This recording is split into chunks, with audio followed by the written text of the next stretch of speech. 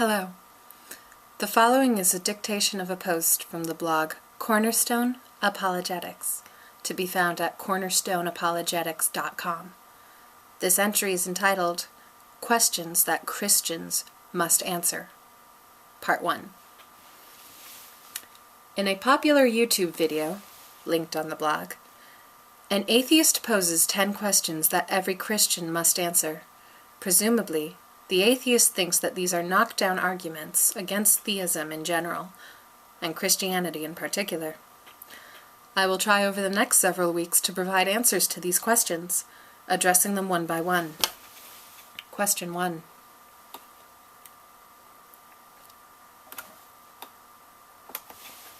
Why won't God heal amputees? God answers prayers and performs miracles, yet amputees get no miracles from God. How does an intelligent person deal with this discrepancy? This question is a specific version of the question, why does God permit pain and suffering in the world? Although atheists wield this as if it were an unbeatable problem for Christians, the truth is that Christians have been answering this question in its various forms since the birth of Christianity. For reference, I will be using ideas presented by William Lane Craig in his various debates, Alvin Plantinga's Supralapsarianism, or O Felix Culpa, appearing in Christian Faith and the Problem of Evil, as well as information presented from gotquestions.org and answeringgenesis.org. First, to the ideas of Dr. Craig. Craig's central point is that the purpose of human life is not happiness. God did not create us so that we could live like kings. Rather, the purpose of life on earth is for human beings to come to a knowledge and love of God. For this to be achieved, suffering is often helpful, even necessary. Though I personally have never lost a limb, I have suffered physical and emotional pain, of which I bear the scars today. Everybody has felt pain.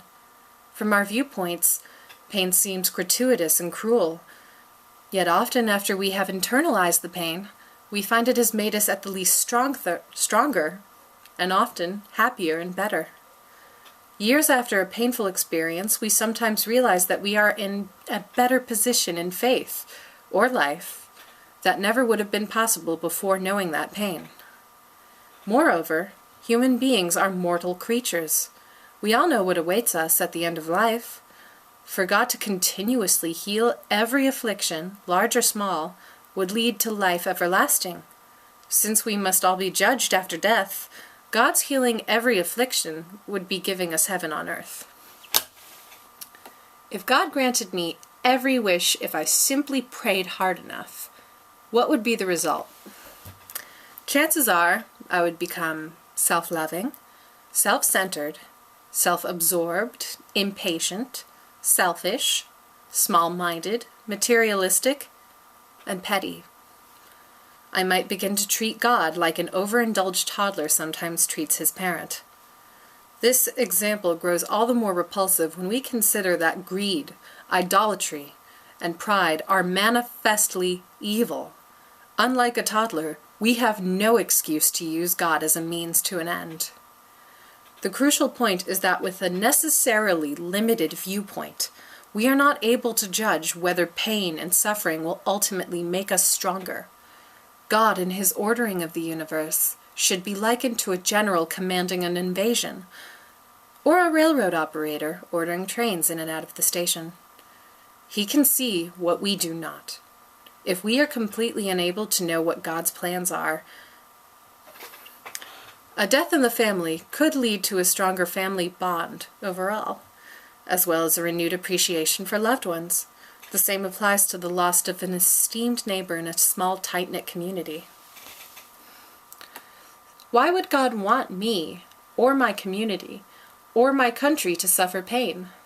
One practical example will suffice. In China, during the communist regime, Christians were imprisoned, beaten, executed, all for their faith.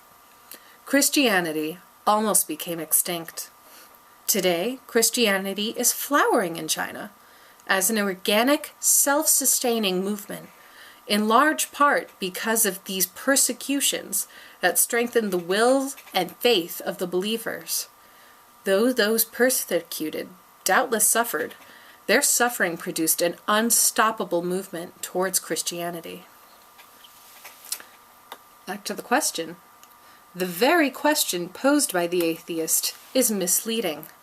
GotQuestions.org notes, quote, "We have the historical record of Jesus healing lepers, some of whom we may assume had lost digits or facial features. In each case, the lepers were restored whole, according to the Gospels of Mark and Luke. Also, there is the case of the man with the shriveled hand, according to Matthew, and the restoration of Malchus's severed ear, according to Luke. Not to mention the fact that Jesus raised the dead, according to Matthew and John, which would be undeniably even more difficult than healing an amputee." End quote. The above citations clearly point to divine healing. But just because God has healed does not oblige him to heal on request. In the time of Jesus, Christianity was a rebel religion, directly competing with the established Judaism and paganism. A miracle or two helped tremendously in bringing followers to Christ.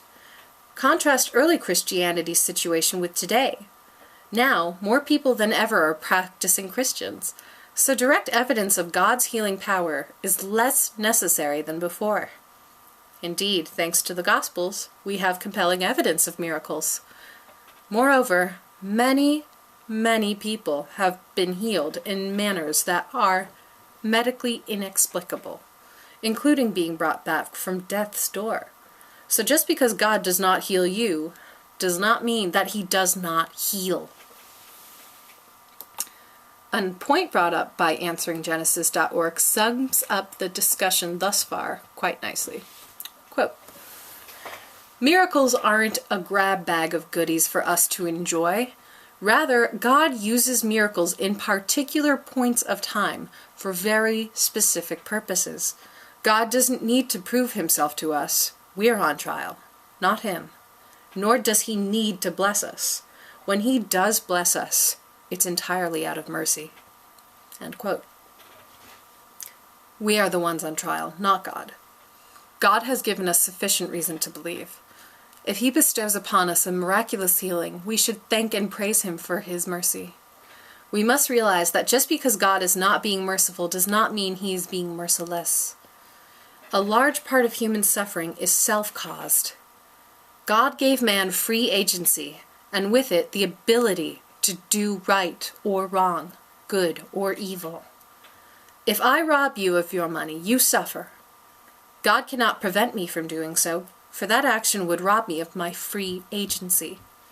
It is impossible to make or prevent someone from freely doing something, including inflicting gratuitous pain and violence. Because this world is fallen and corrupted, it is full of sin. Sin leads to suffering.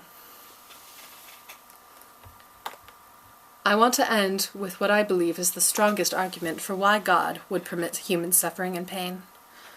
Dr. Plantinga's central point is just as a world with creatures who know God is infinitely better than a world without creatures who know God, so a world with God, the fall, and the incarnation is infinitely better than a world with only God.